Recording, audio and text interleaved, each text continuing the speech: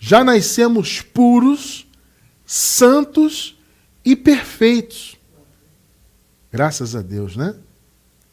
Nosso versículo inicial se encontra em Daniel, capítulo 12, verso 10. Vamos ler a Nova Versão Internacional. Muitos serão purificados, alvejados e refinados, mas os ímpios continuarão ímpios. Nenhum dos ímpios levará isto em consideração, mas os sábios sim. Glória a Deus. Preciosa Igreja do Senhor Jesus, abençoados com todas as bênçãos, selados com o Espírito Santo de Deus, mais do que vencedores em Cristo, seja qual for a circunstância. Povo santo de Deus. Meus amados irmãos, hoje é mais um estudo da série E Já Nascemos.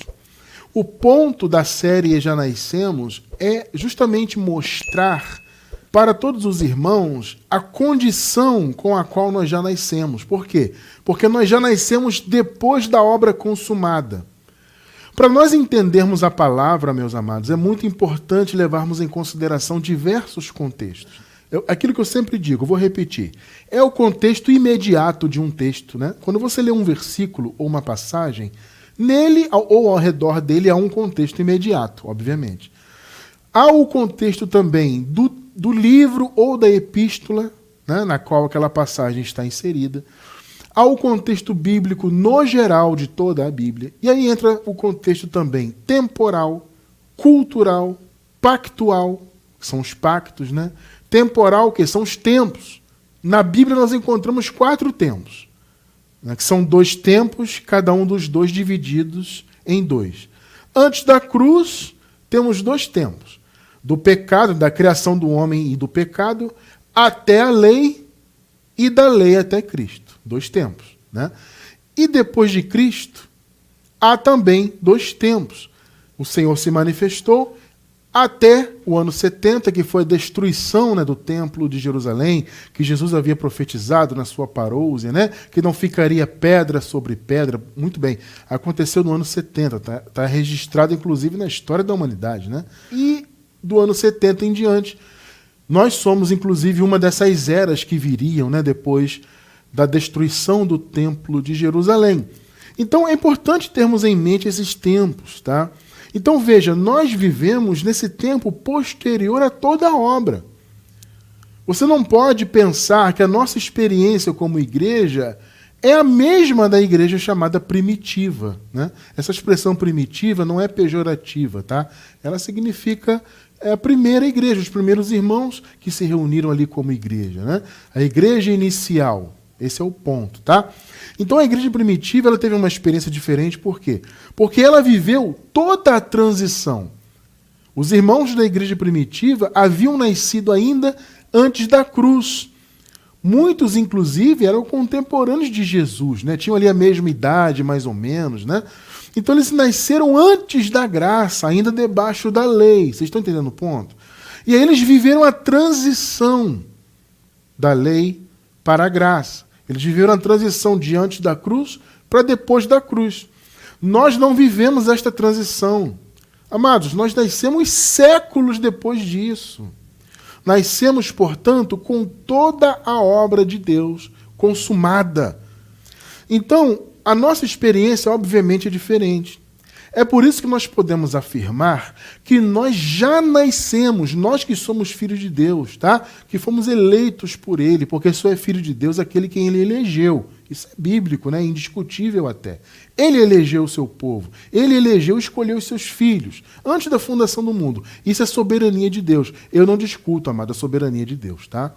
Então Ele fez isso, é soberania dele. Então todos esses que foram eleitos por Ele, todos que nasceram, portanto, depois de toda a obra consumada, já nasceram com essa condição. Ou seja, tudo já está pronto, já nascemos com a casa pronta. A igreja primitiva viveu a transição. Vamos dizer assim metaforicamente, né? A igreja primitiva nasceu, não havia nem casa, nem terreno. E eles viram a construção, né? Eles viram os fundamentos serem lançados, a construção das paredes, viram a casa ser montada, né, ser feita, construída, pintada e tudo mais. Nós já nascemos com a casa pronta, vocês percebem? Então, a lei e os profetas foram cumpridos já, tudo já foi consumado. Então, se tudo já foi consumado e nós já nascemos depois da obra consumada, como eu acabei de falar agora há pouco, já nascemos nesse quarto tempo, entre aspas, que é eterno, né? Não haverá um quinto tempo, tá? Foram os 2 tempos antes da cruz e 2 tempos depois. Nós estamos já no tempo eterno. Então, nós que nascemos já, entre aspas, nesse quarto tempo, já nascemos então com a obra consumada, já nascemos com a eternidade estabelecida, com a salvação consumada. Então já nascemos com todos aqueles benefícios. A diferença é que nós, antes de conhecermos o Evangelho, nós não tínhamos consciência disso. Ou seja, faltava para nós a revelação da graça. Faltava para nós a salvação do nosso entendimento. Hoje pregamos o Evangelho não para trazer salvação eterna. Isso Jesus já fez por todos os filhos dele. A salvação já foi consumada. Tá? Nós pregamos hoje para trazer a salvação em termos de entendimento. Porque a nossa salvação a nossa mente, né, estava perdida sem salvação. Nós já nascemos neste mundo salvos quanto à vida eterna. Já nascemos, como costumamos dizer aqui, né, em condição de vida eterna. Só que a nossa mente estava envolvida com várias coisas. A minha mesmo, eu nasci, como eu falei para você, já falei várias vezes isso aqui, né? Batizado católico, fui pentecostal, igreja batista, frequentei igreja adventista. Eu caminhei em vários espaços aí, em várias denominações religiosas. Eu fui, portanto, um religioso e fui um religioso, eu diria até exemplar. Porque eu levava muito a sério aquilo ali, como, obviamente, muito mais eu levo agora em graça, né? Só que na época da lei, ali do legalismo, né? Aliás, é bom frisar, quando eu falo na época da lei, é no sentido assim, que mentalmente nós estávamos submetidos a obras da lei, tá? Cronologicamente, ninguém está debaixo da lei, porque a lei terminou na cruz, a necessidade da lei, né, vamos dizer assim, terminou na cruz, porque Jesus cumpriu a lei completamente na cruz, só que ela continuou sendo praticada no templo, então a necessidade da lei acabou na cruz, e a prática da lei, que acontecia muito no templo ali de Jerusalém, terminou então com a queda do templo, né? E nós, então, já nascemos depois de toda essa obra consumada, de toda a profecia cumprida, né? E já nascemos então com as promessas. Nós não vivemos a transição. Percebe? Toda a obra que Jesus fez alcançou aqueles irmãos diretamente, os irmãos da igreja primitiva, né? Porque eles nasceram ainda na condição de morte, condição de pecado, né? Debaixo da lei, debaixo de condenação, aquela coisa toda, né? O império das trevas. Nós não, já nascemos longe de tudo isso. Já nascemos com a obra consumada. Não vimos a casa ser construída, já nascemos com a casa pronta, como eu falei agora há pouco, né, metaforicamente, né? Só que por não termos este conhecimento, como eu estava falando agora há pouco, né, a gente estava com a mente envolvida na religião, então a nossa mente não estava salva, o nosso entendimento não tinha salvação manifestada nele. A salvação por meio do conhecimento, né? Porque o que salva a mente do Filho de Deus, obviamente, é o conhecimento do Evangelho. Como nós não tínhamos este conhecimento, nós vivíamos então nas religiões. E paga preço, cumpre cerimônia, frequenta templo, e carteirinha de membro, faz jejum, sacrifica, e come santa ceia, e isso e aquilo. A gente vivia envolvido nisso tudo aí, né? E fazíamos campanhas, e passávamos o óleo para santificar, e subíamos um monte para buscar a Deus. E nós fazíamos tudo isso com um coração cheio, né? A gente achava que estava servindo a Deus. Amados, eu realmente achava. Sabe, quando eu fazia lá o meu jejum, quando o pastor, o líder, o bispo, sei lá, convocava para subir ao monte, por mais que eu tivesse pavor, e tenho até hoje, muito medo de altura, mas eu ia. Você vê que o desempenho religioso ele é algo tão tremendo na vida da pessoa, né? Que eu tinha pavor de altura, mas quando o líder chamava para o monte, eu ia. Eu ia, porque eu queria buscar a Deus no monte. Vocês estão entendendo a questão? Isso é o quê? Um desempenho religioso. Por que eu fazia tudo isso? Porque a minha mente não estava salva. Ou seja, o evangelho genuíno, que é a palavra da graça, ainda não havia penetrado e lavado o meu entendimento. Né? Então, eu já nasci salvo do ponto de vista da eternidade? Sim, não só eu, como todos nós, filhos de Deus. Tá? Já nasci com todas essas condições que, como eu falei, tem a playlist aí, com vários estudos, já nascemos. Né? Então, hoje, o tema de hoje, já nascemos puros? Sim. Santos? Sim. Perfeitos? Sim. Eu sei que é muito difícil, principalmente para quem está ainda frequentando a religião, ou para quem já saiu da religião, mas saiu de pouco tempo. Eu entendo que é difícil você imaginar isso, porque você vai se olhar segundo a carne, né? Você vai se olhar na carne, porque a religião tende a isso, né? A religião nos leva a isso, a nós nos vermos somente segundo a carne. Se você se olhar só por meio da sua carne, você vai observar só defeitos, porque a carne é isso. A natureza humana, ela é cheia de debilidades, cheia de desejos maus. A carne sempre quer o mal. É o que Paulo falou, né, no capítulo 7 da carta aos Romanos. Paulo disse, eu quero fazer o bem, mas o mal está comigo. Aí você pensa assim, irmão Cristiano, que mal é esse? É algum tipo de espírito? É um diabo? É a natureza humana. O contexto está muito claro. Paulo falando ali da carne. Então, obviamente, você se olhar só segundo a carne, você vai ver só defeitos, debilidades, desejos maus. Tá? Só que a palavra nos ensina a não nos conhecermos segundo a carne. Né? Em 2 de Coríntios, capítulo 5, verso 16, diz lá, a ninguém conhecemos segundo a carne. Ou seja, você não deve conhecer a outra pessoa segundo a carne e nem a você mesmo. Tá? Por quê? Porque carne é isso. É desejo mal, que é o pecado, né? Ou seja, o pecado neste sentido, literalmente pecado significa errar o alvo, errar o caminho, né? Então, quando você faz uma obra má, uma obra negativa, uma obra da carne, é um pecado, por assim dizer, porque você está errando o alvo. Então, na carne só tem isso. Só que o nosso chamado é não nos olharmos segundo a carne, tá? Quando você consegue isso, você consegue entender que a obra de Jesus já nos separou dessa carne, você vai entender o sentido disso, aí você consegue se olhar como puro, santo e perfeito. Amado, você só consegue isso com a revelação da graça. Tá? Em nenhum, observe o que eu vou dizer agora, em nenhum segmento religioso, por mais que esse segmento diga que pregue a graça, porque hoje a maioria diz que prega a graça, né? Nenhum deles você vai ouvir que você é puro, santo e perfeito. Nenhum. E se dizem que é santo, que alguns até dizem, somos santos, é uma santidade relativa, não absoluta.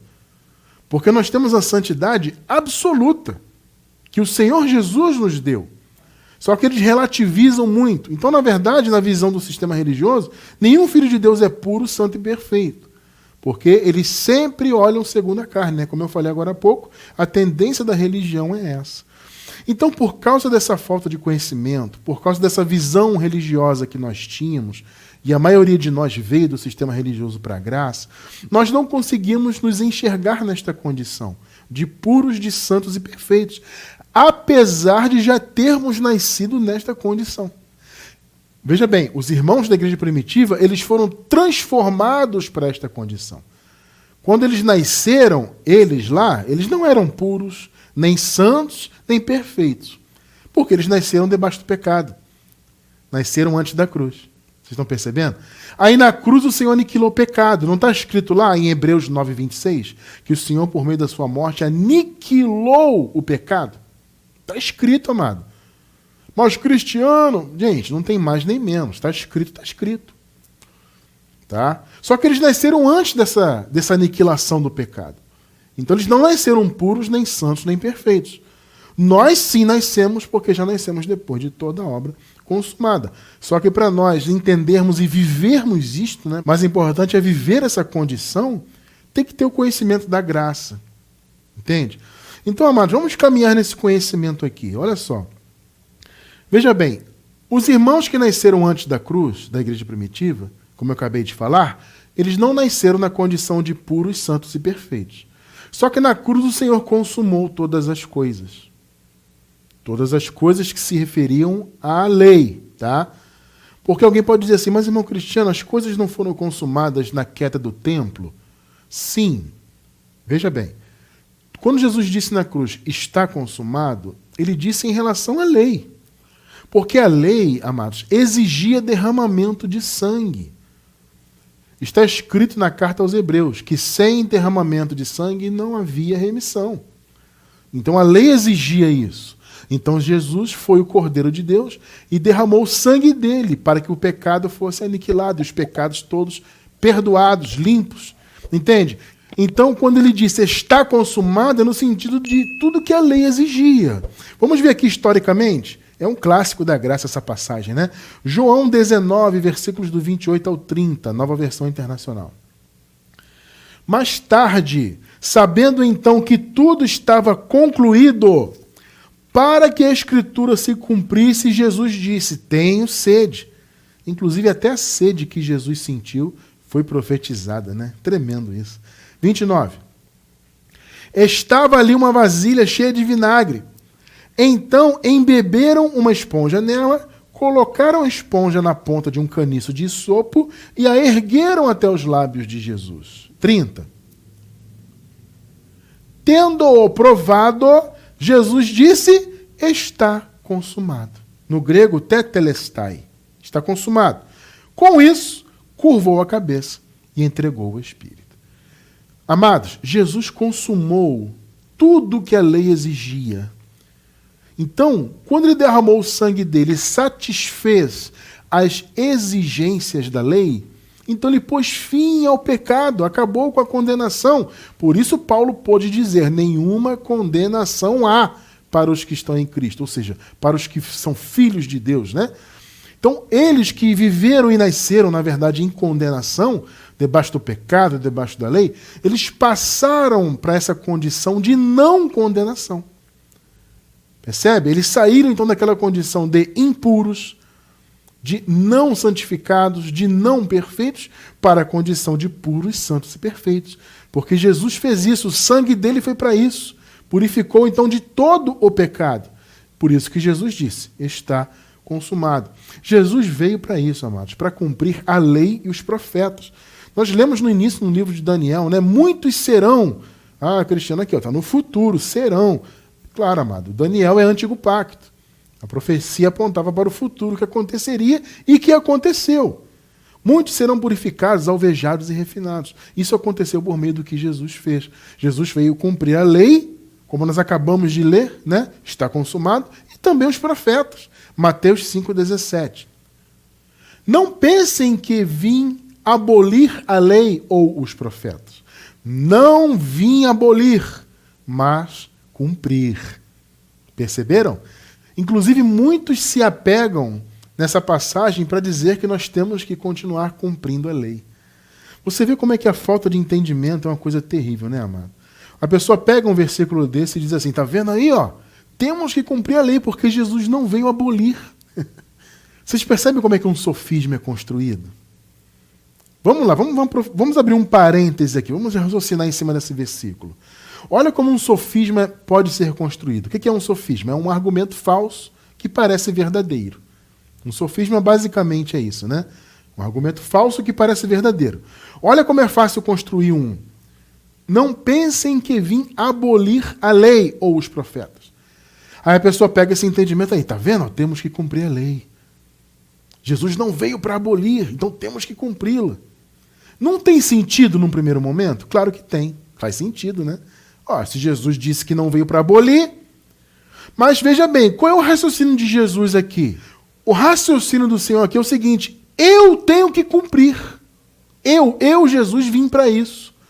Porque nenhum homem, nenhum filho de Deus, além de Jesus, teria condições de cumprir a lei como ela deveria ser cumprida. Nenhum filho de Deus poderia derramar o seu sangue. Somente Jesus. Então, quando ele disse que não veio abolir a lei, é porque ele estava se referindo a ele mesmo. Eu não posso abolir. Eu, Jesus, tenho que cumprir.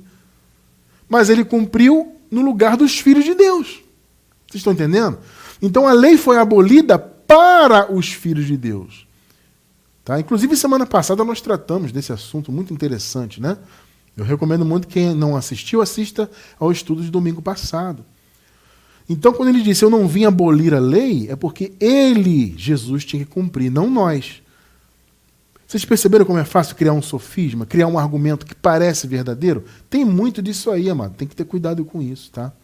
Então, voltando aqui ao raciocínio, o que isso significa? Que Jesus cumpriu toda a lei e todos os profetas. Daniel profetizou, muitos seriam purificados. E isso aconteceu.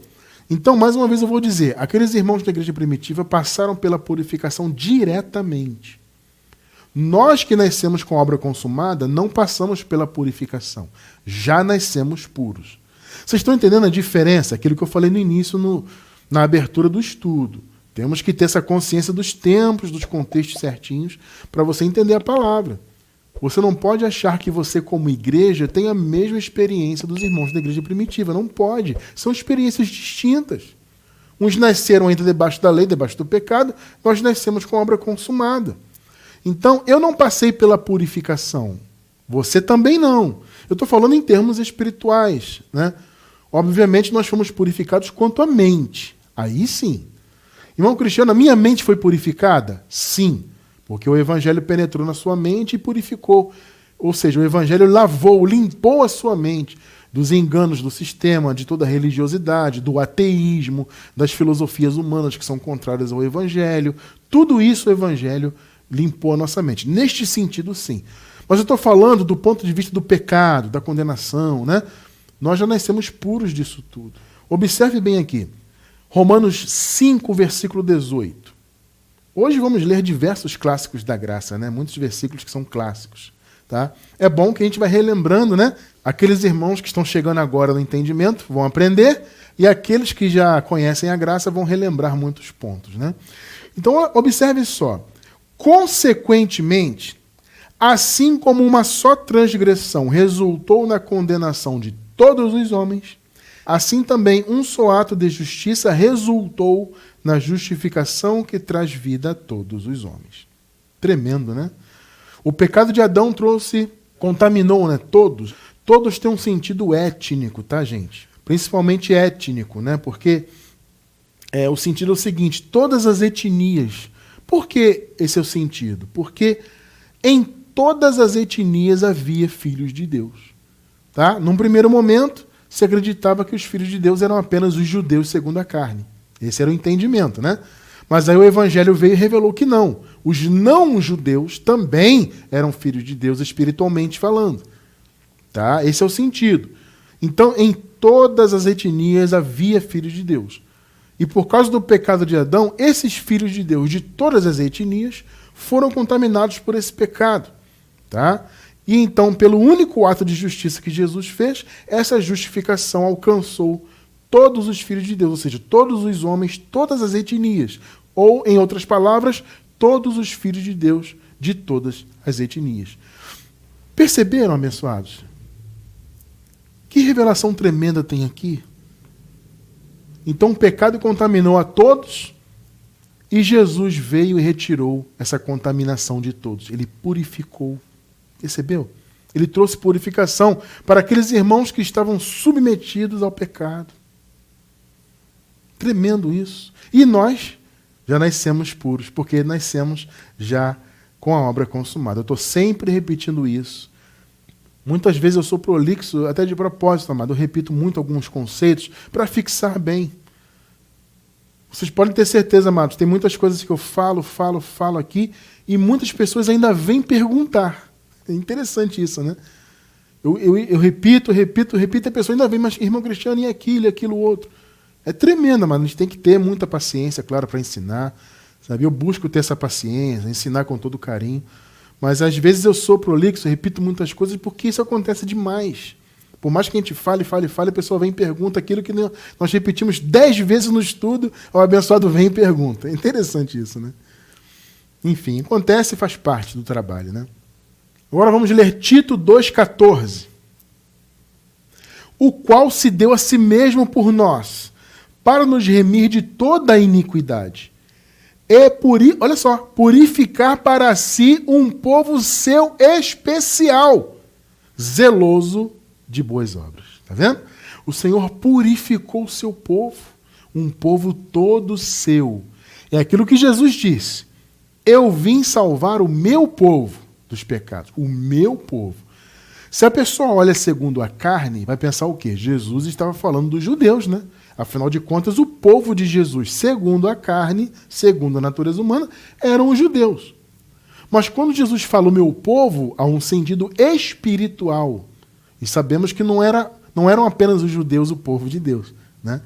Vocês entendem, né? Quando ele disse, então, eu vim salvar o meu povo dos seus pecados, ele estava se referindo a toda a humanidade. Todos os filhos de Deus, todos os eleitos que pertenciam a todas as etnias. Tá? Então, ele purificou esse povo para ele mesmo. e deu essa característica a esse povo, um povo zeloso de boas obras. Muito interessante isso. Então, amado, a purificação já aconteceu. Entende? Não tem sentido você buscar uma purificação. Eu quero me purificar, vou fazer uma campanha. Amado, olha só, vou falar para vocês. Tem uma chamada igreja aí, uma denominação, aqui no Brasil ela é muito forte, que ela faz banho de sal grosso. Gente, pelo amor de Deus, olha só. Como é que um filho de Deus, uma pessoa que diz acreditar em Jesus, se submete a algo assim, gente? Alguém que diz que prega Jesus diz assim, vem aqui fazer a campanha de sal grosso, ou tomar um banho de sal grosso. Gente, eu nunca fiz esse tipo de campanha, mas as igrejas que eu participei, principalmente a pentecostal, tinha muitas essas campanhas também.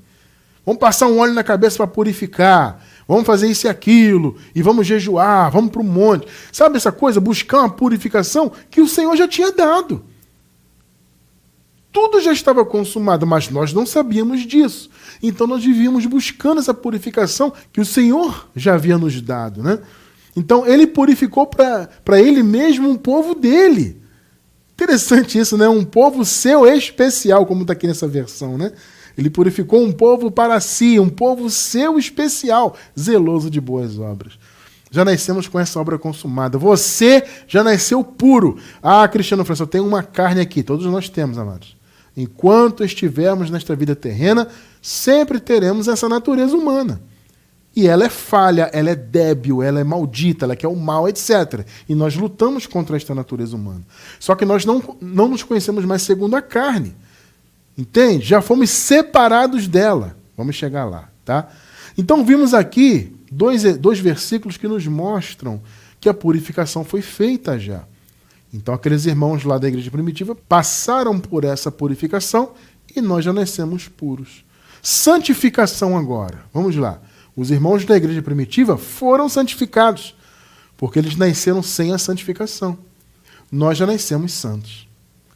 Vamos ver como a santificação ocorreu? Irmão Cristiano, a santificação diante de Deus é o quê? Foi o meu jejum?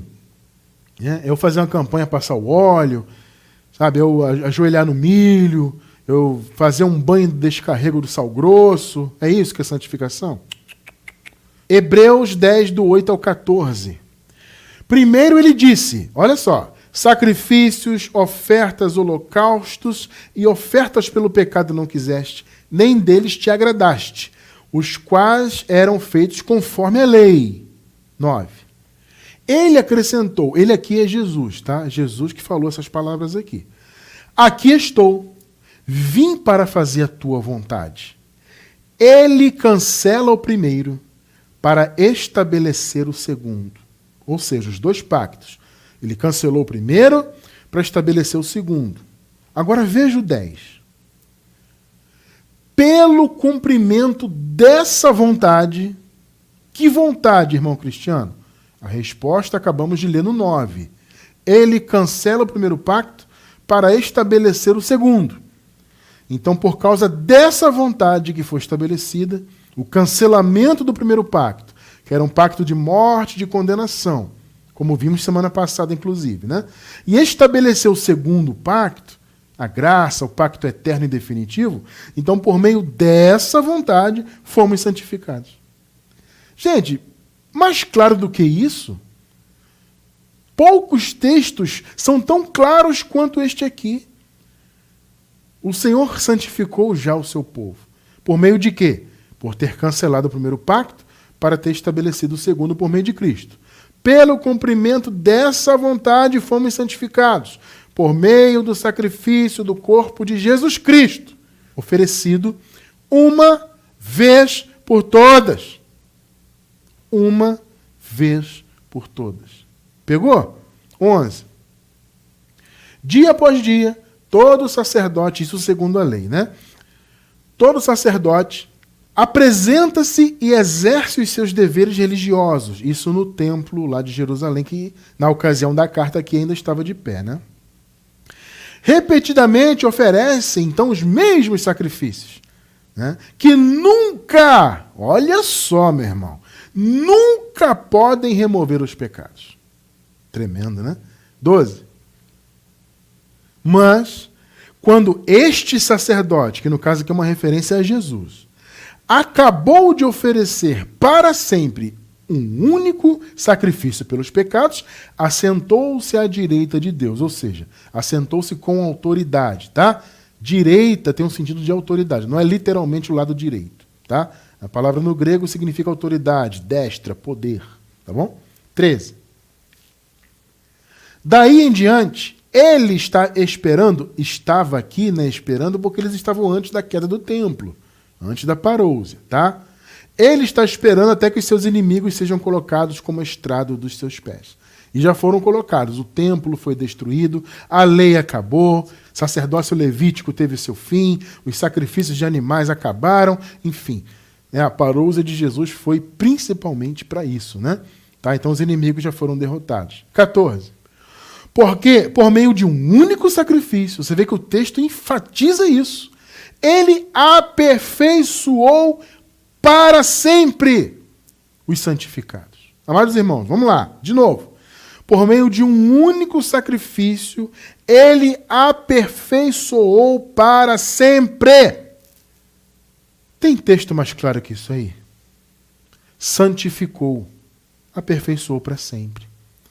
A palavra santificar, né, os santificados, vem do grego hagiazo. Essa palavra no grego pode ser traduzida por separado. Ou seja, o Senhor, ao morrer na cruz, derramar o seu sangue, consequentemente ressuscitar, ele, por assim dizer, separou o seu povo. Irmão Cristiano, separou de quê? Ele separou do pecado, porque ele aniquilou o pecado na cruz. Então, ele separou o povo da condenação, porque ele pôs fim à lei que trazia condenação, né? Consequentemente, separou o povo do pecado e do mundo. Você já nasceu livre do pecado, no sentido da condenação. Aliás, nós temos um estudo sobre pecado, eu vou deixar na descrição do vídeo, tá? Vou deixar na descrição do vídeo um link de um estudo muito bom nosso sobre essa questão aí do pecado, tá bom? Porque, obviamente, eu estou pontuando algumas coisas, mas eu não vou me aprofundar nesses pontos aqui, tá? Então, quem quiser se aprofundar, assista aos estudos sugeridos na descrição do vídeo no YouTube pela gravação. Então o Senhor separou o seu povo do pecado, da carne e do mundo. Romanos 6,11. Da mesma forma, considerem-se mortos para o pecado. Olha como você tem que se ver. Morto para o pecado, mas vivos para Deus em Cristo Jesus. Que palavra maravilhosa. Ou seja, fomos separados. Na verdade, nós já nascemos separados do pecado. Os irmãos da igreja primitiva não, eles foram de fato separados, porque eles nasceram debaixo do pecado. Nós já nascemos fora da condenação do pecado. Colossenses 2,11. Nele também vocês foram circuncidados. Observe bem esse detalhe aqui, amados. Aqui vocês vão entender essa questão da carne. Porque é aquilo que eu falei no início. Irmão Cristiano, como eu vou me ver puro, santo, perfeito, se eu estou nesse corpo de carne, se eu habito nesse corpo carnal, cheio de debilidade, cheio de desejos maus? Agora você vai entender bem, se é que você já não entende. Nele, em Jesus, também fomos circuncidados, não com a circuncisão feita por mãos humanas, mas com a circuncisão feita por Cristo, que é o despojar do corpo da carne. Aqui é a Nova Versão Internacional. Observou esse detalhe que está sublinhado na tela aí? O despojar do corpo da carne. Amado, despojar no grego significa algo semelhante a você retirar uma roupa. Olha só o detalhe. Você retirar uma vestimenta. Que coisa, né? E detalhe, não é só o sentido na palavra no grego, não é só retirar, é retirar e lançar longe. Então imagina essa visão, metaforicamente, né? Você tem uma roupa, você tira essa roupa e lança ela longe. O sentido de despojar no grego é isso. Então o corpo da carne foi o quê? Lançado fora. Nós vivemos biologicamente nesse corpo? Sim, mas para Deus ele já está morto. Olha que coisa tremenda. Por isso Paulo disse, já estás mortos, Colossenses 3, né? E a vossa vida está escondida com Cristo em Deus.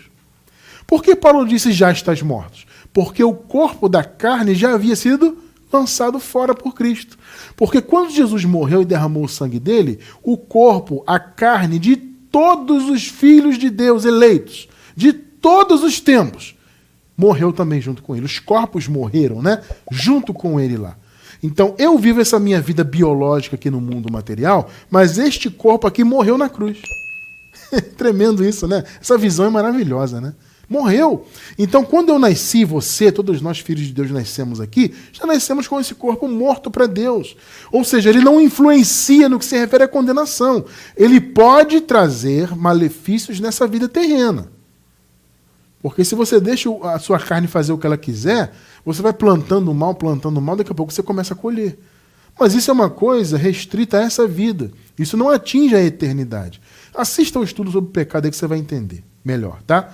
Então, o corpo da carne foi despojado, queridos. Vocês entendem por que você pode se olhar hoje e se ver puro? Apesar da sua carne querer o mal e você, como filho de Deus, lutar contra ela, né? Nós lutamos contra a natureza humana, não aceitamos os males que ela quer praticar. Mas apesar dessa carne ser assim, você é puro. Olha que visão tremenda. Amado, você só consegue essa visão na revelação da graça. Na religião você nunca vai ouvir isso. Percebe? O Senhor purificou o seu povo porque ele despojou o corpo da carne. Ele santificou, ou seja, separou, né? Separou do pecado, nos separou da carne e do mundo. Gálatas 6,14. Quanto a mim, que eu jamais me glorie, a não ser na cruz, nosso Senhor Jesus Cristo, pelo qual o mundo foi crucificado para mim e eu para o mundo. Que coisa linda, né? Então estamos livres, amados, da condenação do pecado. Entende? Já nascemos livres, puros, santos e perfeitos. Vamos ver aqui a questão da perfeição na palavra, então. Colossenses 2,10. E estais perfeitos nele. Olha que palavra. No grego, a palavra perfeito, essa palavra significa pleno, completo, nada falta. É o nosso sentido espiritual. Espiritualmente estamos plenos, nada nos falta. E estais plenos, perfeitos, completos nele, que é a cabeça de todo principado e potestade. Efésios 5:27. Olha só o que o Senhor fez pela igreja que somos nós. Para apresentar a si mesmo igreja gloriosa. Você, meu irmão, você, minha irmã, nós somos a igreja gloriosa. Ah, Cristiano, a igreja acabou? Que igreja acabou o quê, meu só? A igreja é eterna. E já estudamos isso aqui algumas vezes, né? A igreja do Senhor Jesus Cristo é eterna. O que mudou foi a experiência. A igreja primitiva teve uma experiência, nós temos outra. A igreja primitiva teve um chamado, nós temos outro. Vocês estão entendendo? É uma questão de chamado, de experiência. É uma questão de contexto temporal. Mas dizer que a igreja acabou, isso é uma bobagem. Não existe isso aí. A igreja é eterna. Então o Senhor fez a sua obra, derramou o seu sangue, ressuscitou para apresentar a si mesmo igreja gloriosa, sem mácula, nem ruga, nem coisa semelhante. Está percebendo? O que significa mácula, ruga? Seriam defeitos. Paulo usa essa metáfora, né? A igreja é uma esposa perfeita. Ela não tem ruga, não tem mácula alguma, nem coisa semelhante. Qual é a condição da igreja? Santa e irrepreensível. Pegou? Olha a sua condição como filho de Deus. Todos nós que somos filhos, filhas de Deus.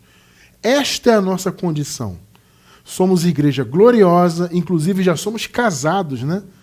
Não somos noiva, mas a igreja era noiva antes do advento da parousia, né? Agora não. Aliás, não só agora, né? Nós já nascemos nessa condição de esposa. Esposa gloriosa, sem mácula, sem ruga, santa e irrepreensível. Perfeitos nele. Pegou? Essa é uma condição maravilhosa que a religião, amado, o sistema religioso, não quer que você saiba disso. Porque, veja bem, há muitos irmãos que estão na religião, inclusive líderes, que eu considero pessoas bem intencionadas. Eu considero. Conheço alguns até. Eu olho assim e vejo, é uma pessoa bem intencionada. Ele não fala da graça porque realmente não foi revelado para ele. E aí só Deus pode explicar esse mistério. Né? Ah, Cristiano, por que Deus não revelou? Não sei, amado, só Deus sabe, tá? Mas o fato é que há pessoas que eu vejo que são bem intencionadas. Mas essas pessoas não têm revelação da graça. Agora, há pessoas que conhecem a graça, mas não pregam. Por quê? Porque elas não querem que o povo que está lá preso nas quatro paredes deles se libertem. Porque, veja bem, se o povo de Deus, que está preso entre quatro paredes denominacionais, presos nos mandamentos, nos medos, nas ordenanças, se esse povo descobrir que ele já nasceu puro, santo e perfeito, ele vai querer ficar preso em denominações para quê? Vocês percebem por que o sistema não quer que a graça seja pregada? Ora, se você sabe que nasceu puro, e você viu que nasceu, porque o Senhor fez a obra 2000 anos atrás, vocês viram que vocês já nasceram santos, separados, pela obra do Senhor, por aquela vontade, não é pela religiosidade, percebeu? Que vontade? Ele cancela o primeiro para estabelecer o segundo. Então já está feita a obra. Puro, santo e perfeito, perfeito em Cristo. Quem tem esse conhecimento vai se submeter a uma religião para quê? Você está entendendo a questão? Não faz sentido. É uma palavra muito libertadora. Então o sistema não quer que a graça seja pregada. Uns não pregam, apesar de serem bem intencionados, mas não pregam porque realmente não conhecem. Outros conhecem a graça, mas não pregam porque não é interessante para o sistema deles. Então, amados, nós já nascemos puros, santos e perfeitos. O Senhor Deus concluiu a sua obra. Percebe? A obra está consumada. Já nascemos nesta condição. E pregamos para que todos os demais irmãos tenham a oportunidade de conhecer esta palavra maravilhosa, libertadora, e virem a descansar desse sistema mundano. Eu quero encerrar a palavra de hoje com Romanos capítulo 8, versículos 29 e 30, nova versão internacional também.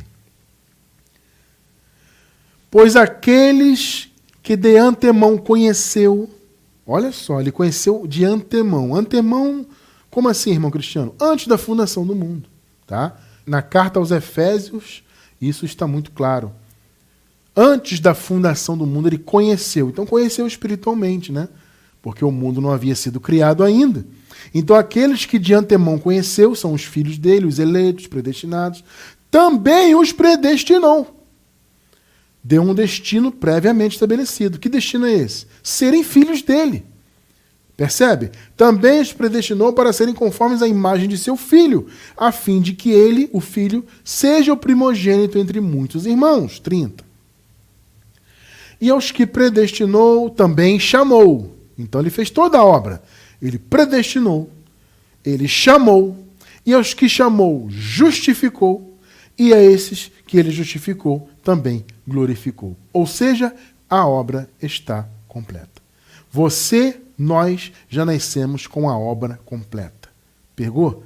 A obra de Cristo já está completa. Ele veio cumprir a lei e os profetas. Ele já cumpriu a lei e todas as profecias. Tudo está consumado. Por isso, nós temos esta consciência maravilhosa, que já nascemos com todas as bênçãos espirituais. Mais uma vez eu vou recomendar para você assistir a playlist, todos os vídeos de Já Nascemos, tá? Vai estar na descrição do vídeo aí, na gravação pelo YouTube.